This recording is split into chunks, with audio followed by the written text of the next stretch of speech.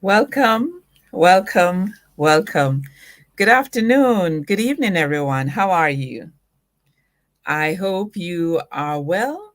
I hope you have enjoyed the showers today and that it has been a little cooler for you.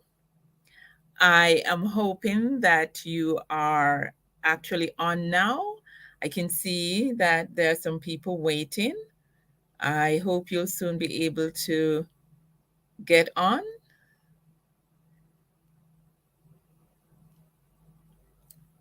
So it's Tuesday, the 16th of August. It's the third Tuesday in the month of August. And we have been having some really warm weather. I've been enjoying the weather. I trust that you too have been enjoying the weather. I know some people might have said it was too hot, but this would have given you the opportunity to have been hydrating, enjoying some lovely water, whether you had it flavored with lemon or lime juice.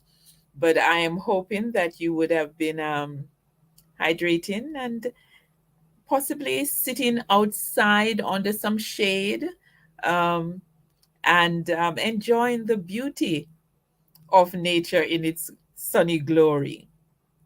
Today, I am following up on a topic that I introduced a couple Tuesdays ago. It was the last Tuesday in the month of July.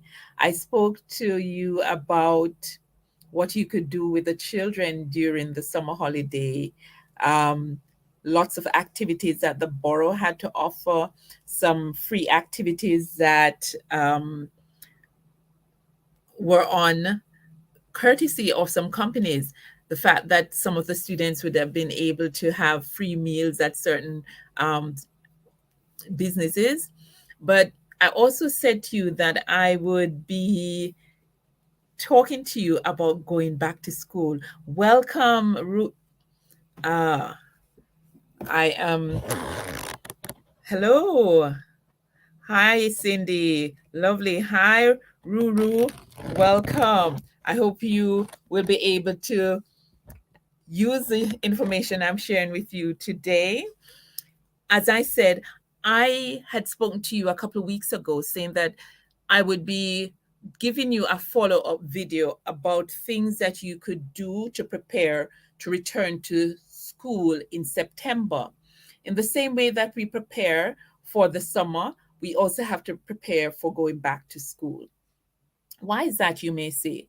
Well, it has to do with the fact that the routine, that R word, that's very important. We have to ensure that we get into the routine. But before I get into today's program, I just want to remind you of some things. Now, let me see if I've done this correctly. I'm going to share my slides with you. And yes, oh, I've leapt ahead. Wow. So, our focus today is top tips for successfully returning to school. But as usual, I have to remind you of something. For I know the plans I have for you, declares the Lord, plans for prosperity and not for disaster, to give you a future and a hope. But Jesus beheld them and said unto them, with men this is impossible, but with God all things are possible. Thank you very much for being here. Your guest this evening is moi. Did I get my French pronunciation correct? Hi, Roya. Um, Hi, Cindy. So, did you know that there was a link between apples and teachers? You know, you always hear children talking about taking an apple to give to their teachers. That came from something that happened in Denmark, where the teachers were not able to afford food. So, parents were actually helping to feed the teachers. Now, isn't that a lovely idea of collaboration? We talk about community. You know, school is a community, and there is to be community between home and school for the benefit of the students. But notice in 16th century Denmark, the parents were thinking of how can we help the teachers? And I think that's a brilliant thing, because with parents and teachers working together, students will have a fantastic time at school. They'll enjoy school. It won't be as challenging and fearful as some people see it, and they'll be happy to return to school, especially after a long holiday. So, just a little bit of trivia there for you today. Now, you can't stop the waves, but you can learn to surf. Why am I sharing this with you? We have to get back to school. We have to get back to learning. We have to get back to the structure of a school day. And it's not something that we can stop. It's inevitable. We all have to go to school. What we need to do is to work with it and make it into something that's enjoyable, because it is beneficial. But what we want to do is to ensure that school is both enjoyable and educational. Okay, so just keep that in mind as we talk about successfully transitioning back to school. So we spoke about the R word. Yes, last time we spoke about the R word. We spoke about routines. And the routine that we spoke about mainly was about bedtime and waking up time. And we had spoken about the importance of ensuring that children have adequate amount of sleep so that they wouldn't be upset or emotionally unstable. They wouldn't be given to gaining weight, unhealthy weight. They wouldn't be given to being dysregulated. Sleeping is very important.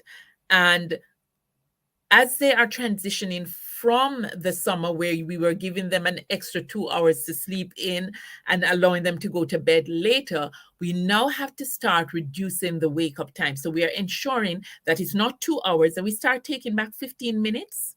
It could be 15 minutes every 2 days until we are close to the school getting up time. So if they're supposed to get up at 7 and they were getting up at 9 because they're now in summer, you now have to start taking it back so that they're sleeping in for an hour and 45 minutes, then they're sleeping in for an hour and a half, then they're sleeping in for an hour and 15 minutes until they're right back at 7. So that when school starts on the 5th of September, nobody will be late, because attendance and punctuality are important. And that's something I'm going to talk to you about as we continue our talk this afternoon.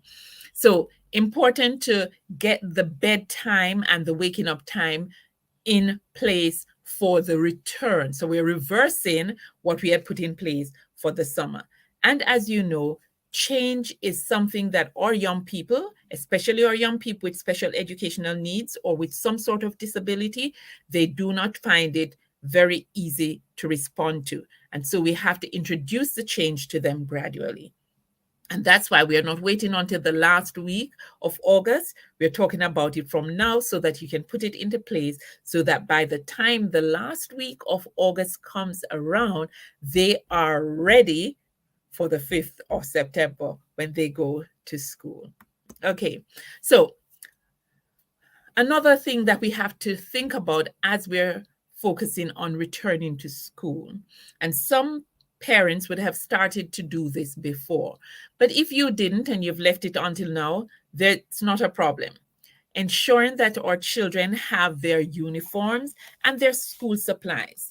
Now, as it relates to uniforms, some of you may be thinking about getting your child into another school. They may be transitioning from primary to secondary, so they would have put away the old uniform, looking forward to the new uniform. You need to know what the school's uniform policy is if it's a new school that you're going to, and if it's an old school, if it's a former school, you just want to make sure that you're dotting all the I's and crossing all the T's. So you want to make sure that you know the length of the skirts and trousers, the fit of the skirts and trousers, because you also need to know whether they're allowed to wear black jeans or blue jeans or leggings or tights, whatever it is. what are they allowed to wear them, because you don't want your child to turn up in the uniform, what you think is the uniform, and it's not the uniform. Now, I know that there are some girls who like to shorten their skirts by rolling the band up. Please ensure that you check that if they do that, if there is a sanction for that. You also need to check that the trousers of the boys, it's not too long, it's not hanging down below the waist. You need to make sure that the uniform that you are sending your child to is the uniform that the school approves of. Thank you, Creations. Yes, that's yes, Creations from the table. I did say that we are starting the routine not the last week, but we can start from now so that the young people get used to it, because change is not something that they respond to very well. Thank you for bringing that point up.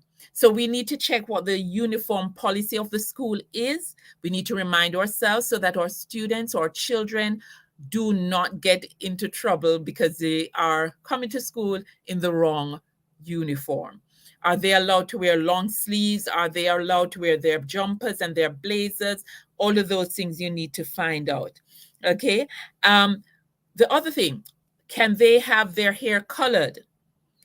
They may have had a fancy hair color during the summer holidays, pink and green and purple and everything, that's fine.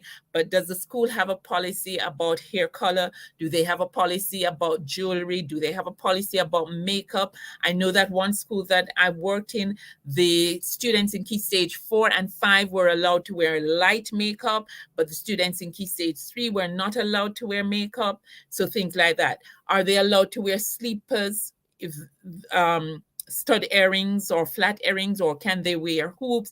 Are they allowed to wear one or two earrings? Are they allowed nose rings? Things like that. So please ensure you check, because your children will say to you, yes, we're allowed, but also make sure that you check and you are aware of it for yourself. School shoes. Are they allowed to wear trainers? Some schools allow black trainers. Some schools do not allow trainers whatsoever. Now, some of our students with special educational needs may also have a disability, and they may need to wear a particular type of shoes. If they are if they need to wear trainers, please ensure that you have the letter from the GP, the doctor, the hospital, so that it is handed into the school so that your daughter, your son will not be sanctioned for improper or incorrect footwear. Okay, so just make sure that we're getting all those things. We want to make sure that the children return to school and they are not feeling hassled, or they're not agitated, and they're not nervous about going back to school because, oh, this is not what the school rule says, and mom and dad or my carer, they haven't written a letter, or they haven't received the letter for me to take in. Now, along with the uniform, we also need to ensure that our children have all their equipment ready for school. And equipment will mean book bag, PE kit, pencil case, water bottle, and art equipment if they're doing art, drama equipment, food technology equipment.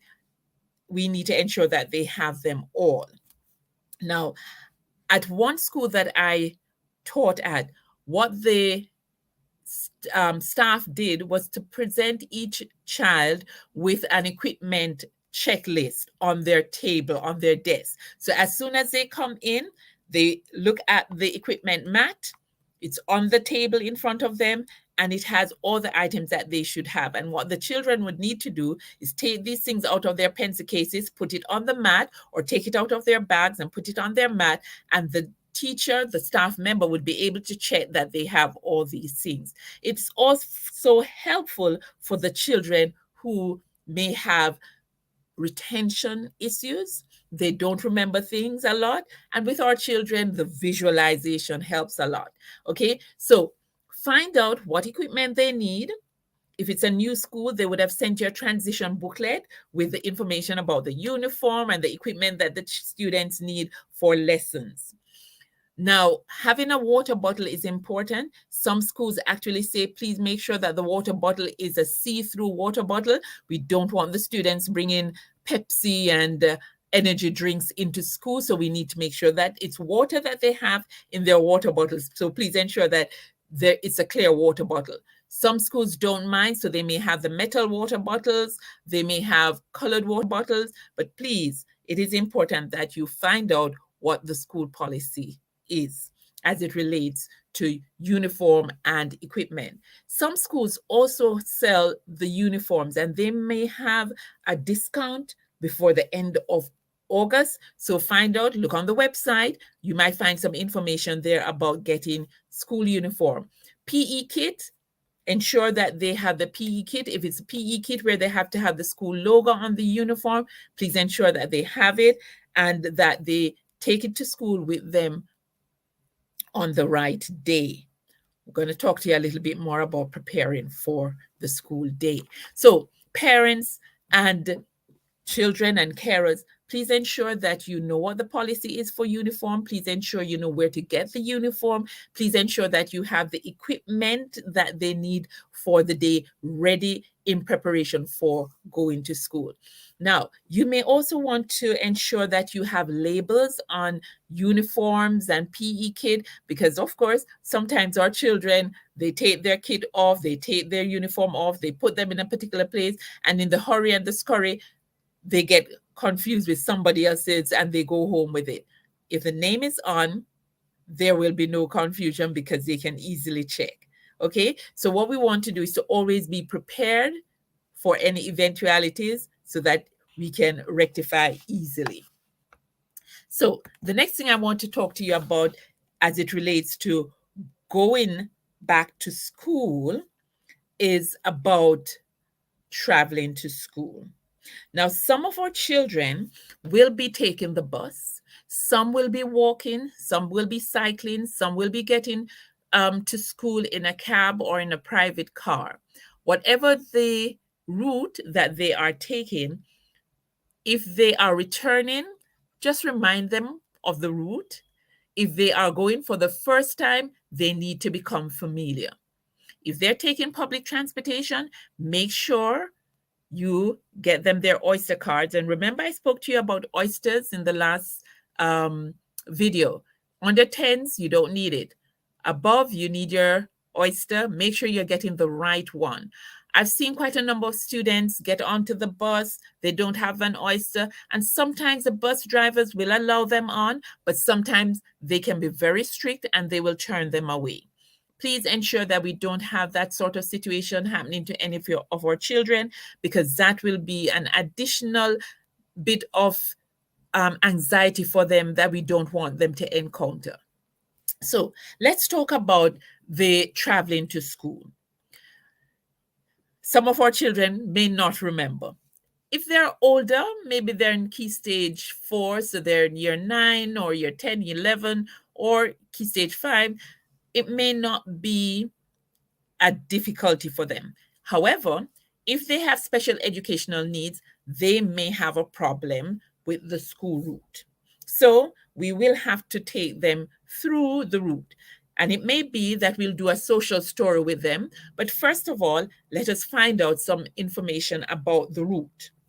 What's the number of the bus that they're going to take? How many buses will they be taking? What's the duration of the journey? What landmarks should they be looking out for? Where will they be taking the bus? Will they have to cross the road? Do they know how to cross the road? Do they remember the pointers about crossing the road safely? So those are some things that we have to share with our children or young people, whether they are in year 7 or whether they're in year 13, depending on their need. Okay, so we find out the number of buses, the order in which they are going to be taken, the time that they're going to be getting onto the bus, the duration of the journey, the landmarks that they're going to be looking out for. They also need to ensure that they have your contact details. They need to know where you work, they need to have your mobile number. They need to have that in their phones. And they need to know that if they are in any form of distress, if they have missed the bus getting home, or if they had to get off the bus because the bus broke down or something, they know they can call you, Mommy, Daddy, my carer, this is where I am. I had to get off the bus. What should I do? So always ensure that your children, they have that bit of information. Now, the other thing that is very important, they have the information. If they've never traveled the route before, or if they have traveled the route, but the summer holiday you think they may not remember, simply hop on the bus with them and remind them. So it's important for them to have it in writing, but it's also important for them to have the actual experience of going onto the bus, proffering their oyster, taking a seat, looking for the landmarks, timing the journey, and deciding what they're going to do if something different happens. All right. So we've done the number of buses. We've actually gone on the buses. We have looked at all the scenarios that can happen. And we are going to be coming to school. 100% attendance is what we want. We encourage parents and carers to ensure that holidays are taken at holiday time. Okay, so 100% attendance. Why is it important for us to remind our children from now that you need to be working to get 100% attendance? Because every day that they miss is a missed opportunity of learning. And eventually it adds up. And it means that there is a deficit in their learning. What do I mean by a deficit in their learning? When they miss a day at school, it means that the teacher would have missed that opportunity to interact with them. They would have missed that opportunity to ask questions and to get information firsthand, along with their classmates who may have asked other questions that could have helped them. When they return to school, they may only be able to do one-to-one with the teacher or the teaching assistant, or they may be given the work and they'll have to catch up depending on their need. But they would have lost a valuable opportunity for class interaction and face-to-face interaction with the teacher. So we encourage you, parents, carers, students, please ensure that you work at getting 100% attendance. And you know something? There are always prizes for 100% attendance as well. And I'm sure everybody loves prizes. So we use that as an incentive. And you're getting back to school. You want to be the person who every term you pick up a prize for being at school every day, rain or shine, snow or what, heat wave. Okay, now punctuality. It's the same thing. When we lose minutes getting to lessons or getting to school, it affects your learning. So, being punctual is important. Some schools actually give a sanction if you're late for school, and it may mean that you will lose your break time, your lunch time, or you have an after school detention. Now, parents, I know the after school detention is quite inconvenient if you are picking up the children, or if a cab is picking them up, or if they have to catch a particular number bus.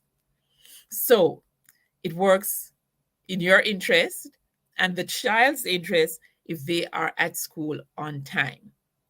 Now, having said that, I know that some of our students, especially our students with special educational needs, may have a problem getting up in the morning.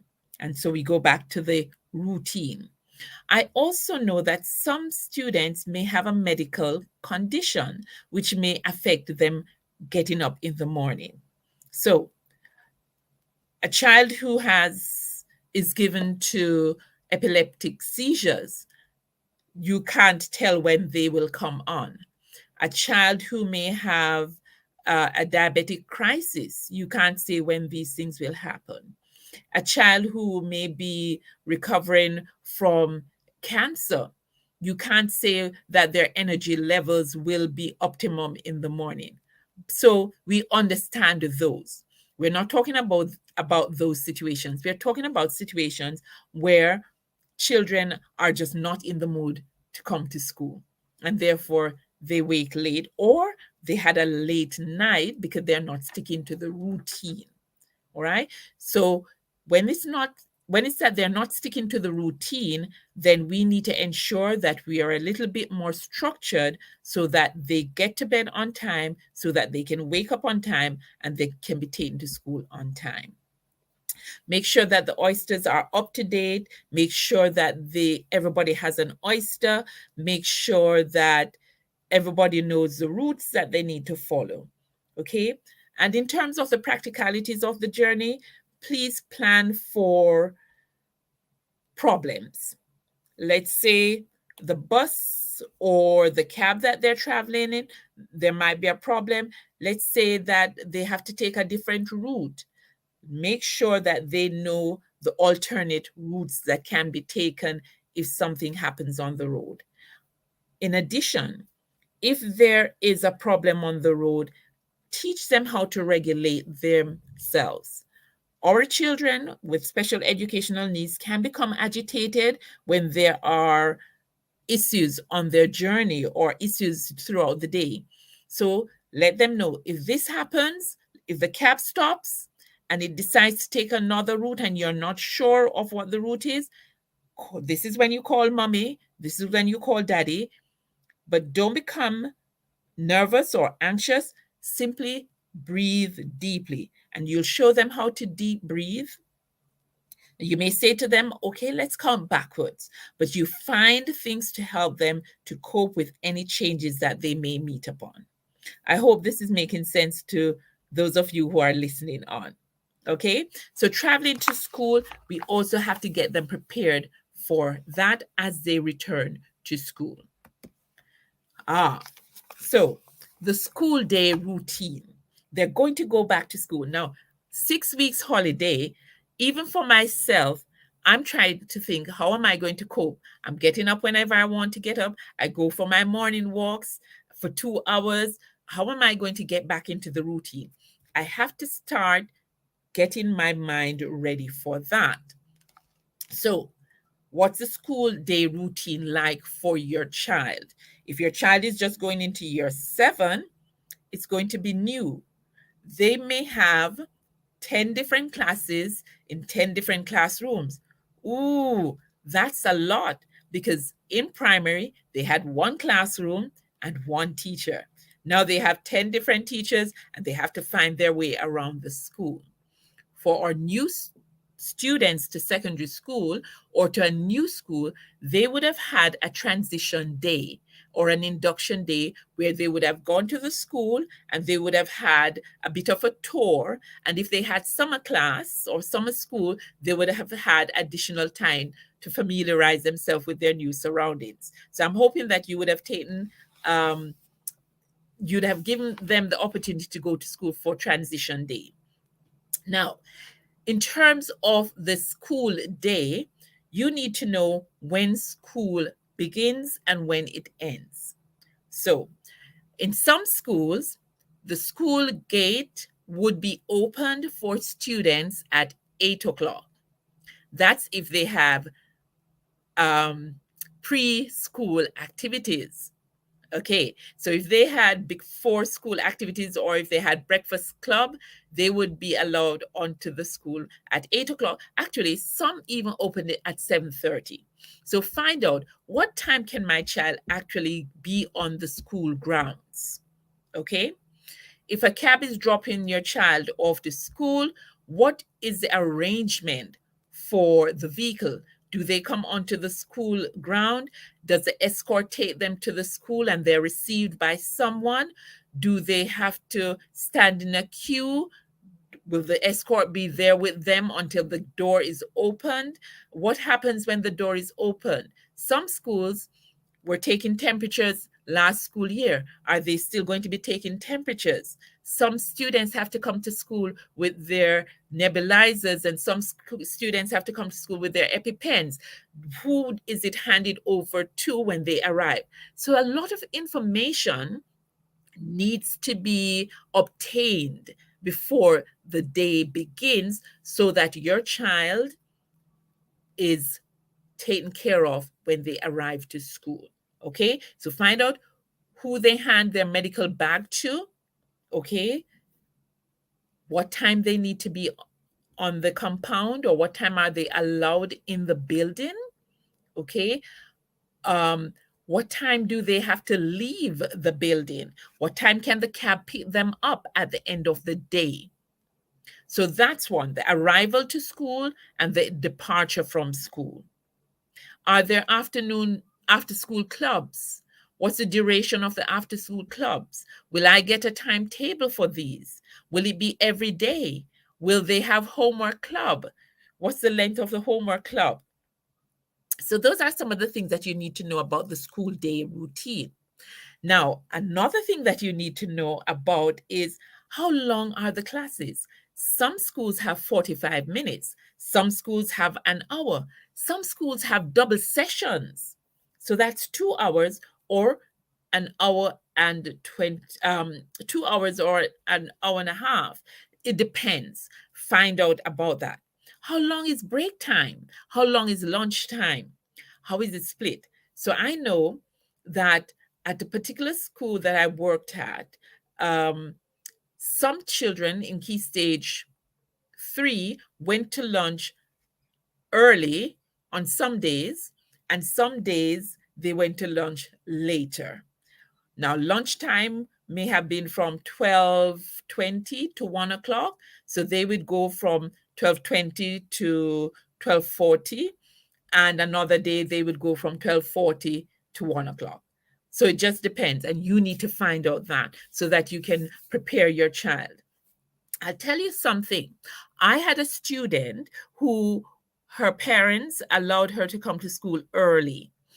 And that early meant that she was at school from maybe 10 minutes to 8. You know something? By 8 o'clock, she was eating her break. And it had to do with the fact that there was not enough in her lunch pan for being at school early. Okay. She didn't take lunch, breakfast club. She didn't take lunch at school. She took her own food, but parents didn't pack enough. So she started, although she had eaten breakfast, by 8 o'clock, she was eating her break already. What does that mean? At 8 o'clock, at break time, there's nothing for her to eat. And then she'd be wanting to eat her lunch, which means that at lunchtime, she wouldn't have anything to eat. And lunchtime meant that for the end of the day, 2 hours, she would be hungry. So parents, please plan for your child's appetite. It doesn't have to be unhealthy snacks. Healthy snacks are good and tasty and eye-catching. So think about that as well as a part of your school day routine. Now, your child needs to remember how they enter and leave a classroom, how they start and end a lesson. Some schools, the children need to line up by the door with their pencil cases in hand, with their homework in hand. Okay. Some have to enter the classroom in single file. They have a particular greeting for their teacher, maybe a high five or a fist bump or good morning, John. Good morning, Miss Brown. They need to remember that. When they're leaving the classroom, they may need to put their chairs under their tables or desks if it's not the end of the day. If it's the end of the day, they may actually put their chairs on the top. They need to try to remember what the procedure or the routine is. And it helps them because they know that when I go to this class, this is how I enter. When I leave, this is what I do. The other thing, some teachers start their lessons with a quotation on the board. The children go in, they open their books, they write their names, they write the date, they write the subject, they write the lesson objective. That's the beginning. They write the homework in their homework diary. So some schools encourage the children to write the homework at the beginning of the lesson so that it's not rushed and that they don't forget it. Whatever the starting and ending of the lesson is, they need to be aware of that. And you might think, do they need to know all of this before they get to school? Yes. Why? Because they are being prepared so that nothing startles them, nothing agitates them. Is that making sense? We want the school year to be happy and positive. We want them to be calm and composed. We don't want them to be agitated. So if they know what the routine is, it will definitely help to make school so much more enjoyable. Do you have any questions that you want to ask me? Just pop it into the chat and I'll try to answer. Another very important thing about returning to school and preparing for returning to school is to remember the school's expectations. And the school's expectations are hinged on their values, and they are also closely connected to the health and safety of the school community. Do you know what the school values are? I taught at a girls' school for a couple of years, and everything that we did was hinged on the values of the school.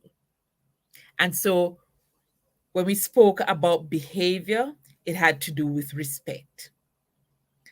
When we spoke about achievement, it had to do with your giving your best. And so every one of the values was used throughout the day, throughout the school, throughout the lessons, and it became a part of who the students were because the expectations were hinged onto the values of the school. And the values of the school ensured that the students knew what standards were expected of them. Now, when we talk about the school expectations, this is not just for some people, it's for all of the school community. And this focused on behavior, it would focus on communication, and it would definitely focus on the link between the home and the school.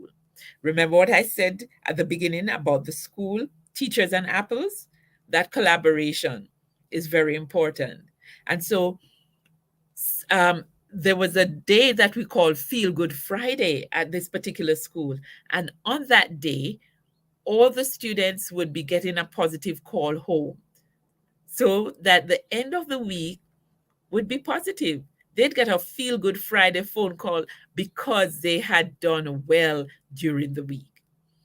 And that was hinged on the values of the school, ensuring that people were appreciated. Now, the values and the school expectations are also linked to the school rules, the behavior policy, and the sanctions of the school. Now, in terms of school expectations, one of the things that all students need to be prepared for is the fact that school is a community and school is supposed to be a safe place. And because school is supposed to be a safe space, you respect other people and there's no bullying. No bullying from students to other students, and definitely no bullying to staff. Raising your voice is not allowed. Okay, so think about what are the school rules? What are the classroom rules? How do we interact with one another when we're at school? The same way that we interact at home, where we show respect to one another. All right, so we want the children to display the good values and qualities of home. But if those things are lacking at home because home is dysfunctional, school is going to lay that foundation for them. And for parents or guardians who may be struggling with those things, they will know that the school expectations are there to help them to help their children to have a solid foundation in terms of good values and good qualities. Now, one other thing about school expectations, especially with students who are have special educational needs. There is no one size fits all.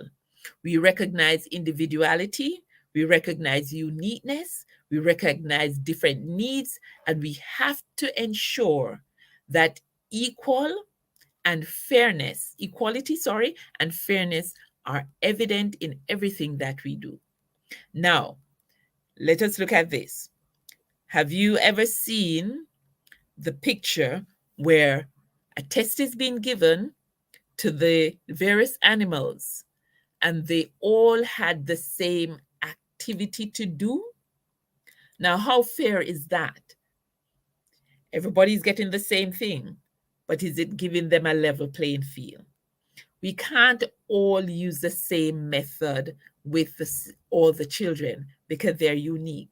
And so we have to make sure that parents and students remember that each of you is an individual. And even if you all have the same need, even if you all have ADHD, even if you all have dyslexia, even if you all have ASC, we have to treat you as individuals. And that's important for the students to know. And there's this particular school that I worked at where the students recognized that they were different, even though they had the same needs. And therefore, when they saw each student being treated differently, they didn't become alarmed and think, oh, you're getting special treatment. They understood that you have the same need, but it manifests itself differently, and we have to meet those needs differently. Another thing that school expectations look at, is success at school.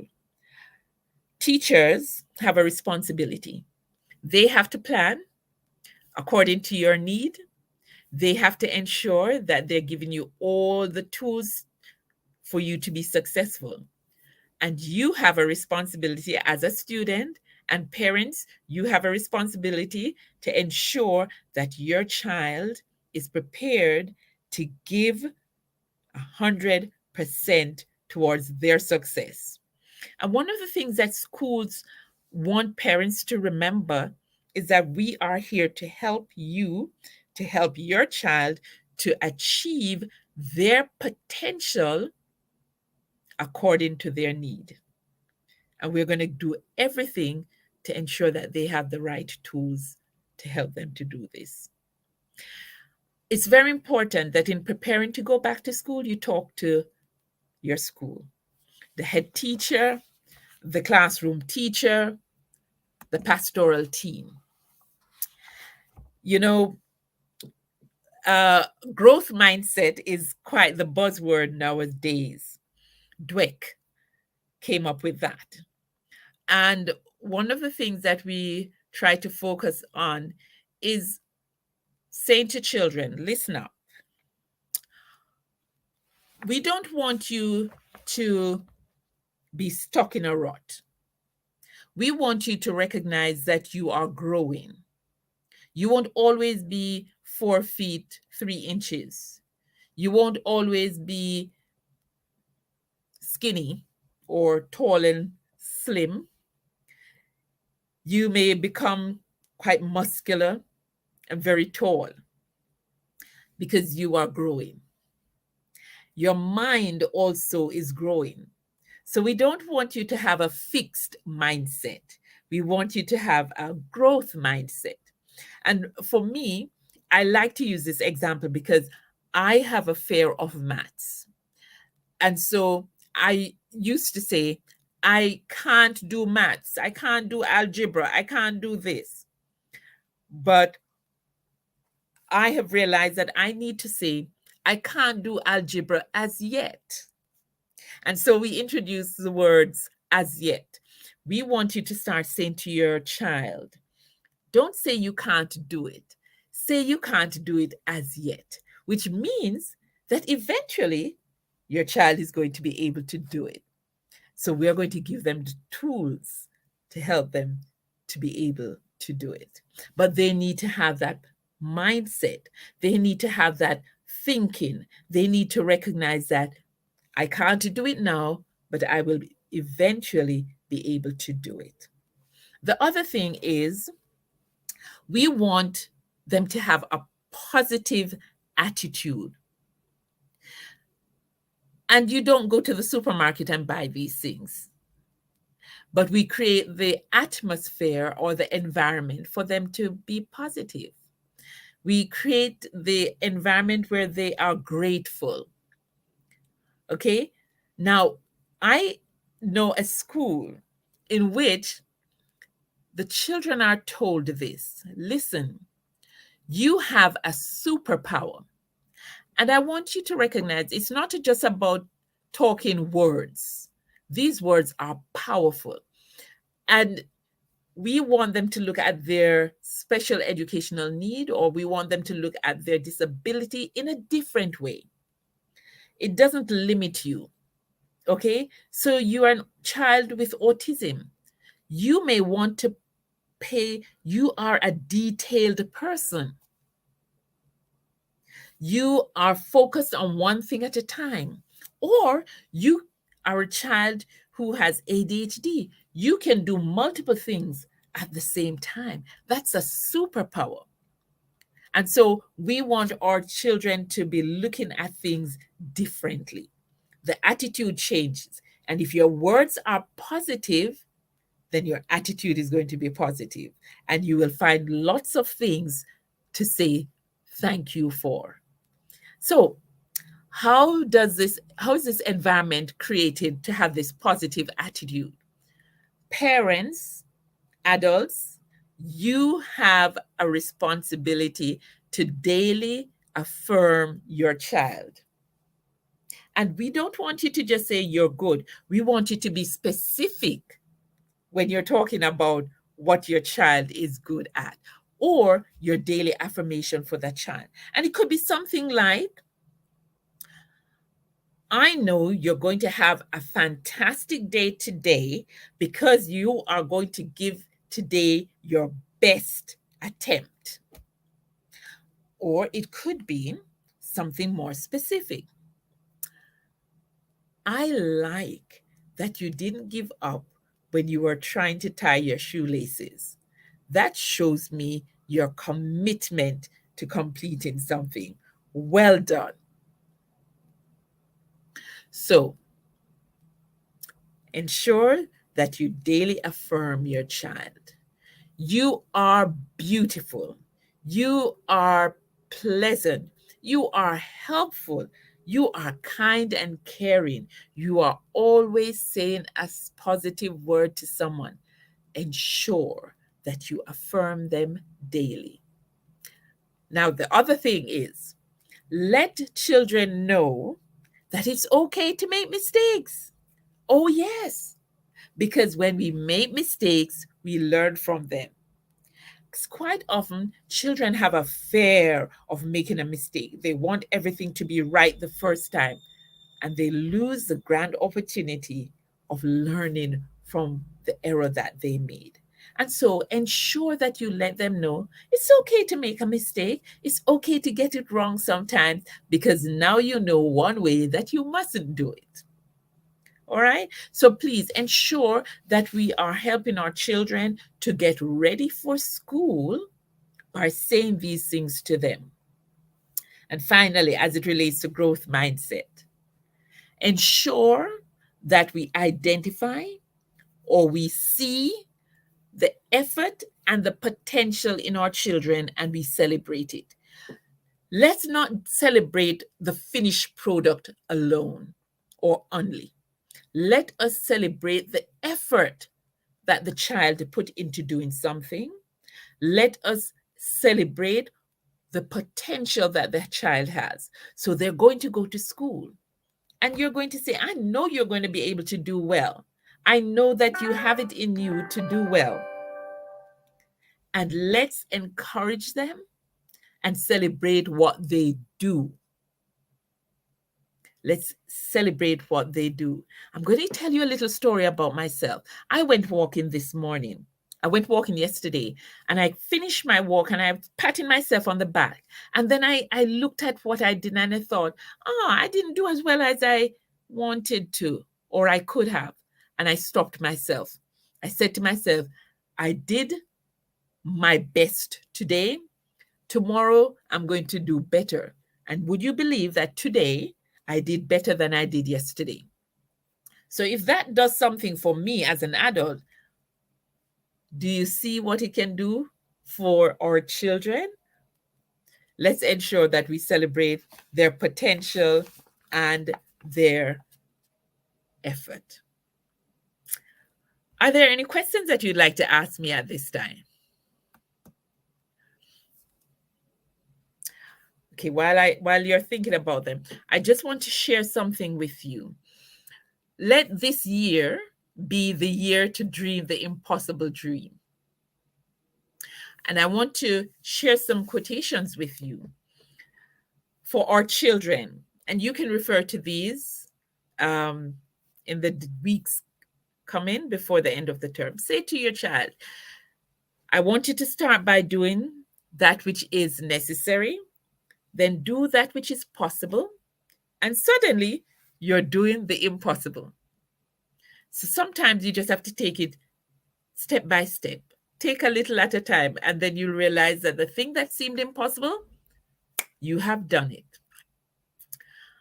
I can't change the direction of the wind, but I can adjust my sails to always reach my destination.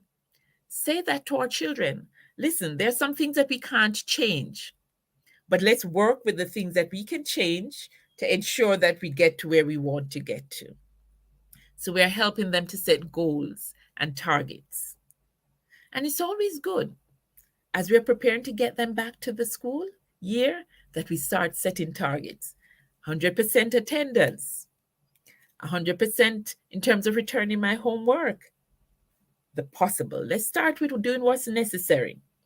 Then let's start with doing what's possible. Then we'll be able to do the impossible. And remember, we can't change the direction of the wind, but we can adjust our sails. Here's a lovely one that I like to share. If opportunity doesn't knock, build a door. We don't always have to wait on things to fall into our laps. We can go out there and make things happen. And we can tell that to our children. Let them know that sometimes we have to be the ones who make something happen. And they will get it into their minds from a young age that, listen, sometimes I have to be the creator. I have to be the pioneer. I have to take the lead. If it's something that I want to do, I may have to start it. They're going to meet upon challenges. It's going to be a new school year. They may have new teachers. They may be going to new schools. They may be going into a new classroom. They may be wearing a new uniform. They may be going on a new route to school. They may now be walking to school instead of driving to school, or they may be driving to school instead of walking to school. The changes are there, and they may be seen as challenges. But we need to remind them that challenges shouldn't paralyze them, but it should help them to discover who they are. Wow, isn't that awesome? We are teaching our children that they are growing to know themselves as they are growing in school. And finally, strength doesn't come from what you can do. It comes from overcoming the things you once thought you couldn't. Remember, this year, we are saying it's the year to dream the impossible dream. And as we prepare to return to school, say to your children, strength doesn't come from not scared. I'm not quite sure what happened there. Strength doesn't come from your knowing what Strength doesn't come from your being able to do what you can do or what you've always done, but it comes from your being able to do something that you thought you couldn't do before. Ladies and gentlemen, boys and girls, I am hoping that you were able to have gathered some useful points today from our talk about returning to school in September. It's a year for you to dream the impossible dream. I want you to remember that we're talking about preparing, making steps to fulfill a dream, making steps to ensure we're prepared to be as successful as we possibly can be in the new school year, in the new school, in the new phase, in the new key stage, in the new job, in the new classroom, with the new teacher, whatever it is. We're going to make this year a successful year, a year where we're not stressing about anything. So remember, be prepared. Get everything in place so that the transition is successful. Remember, once you are alive, everything is possible. With God, all things are possible. It is Possible Tuesdays with Sanya, and I'm hoping that you found this evening's session useful and informative, and I hope that you will take something away from today's presentation. We have next week and the following week, and then it's the 1st of September. For most children, school begins on the 5th of September with target setting or a transition day. Make sure your children are prepared. I wish you all the very best with them and a successful year, whatever route they are taking. Thank you and enjoy the rest of the summer holidays. It's bye from me. Until next week, I have a very special guest. His name is Michael, and I hope that you will join me next week as we talk to Michael and hear about his journey. Have a good evening, everyone. Take care.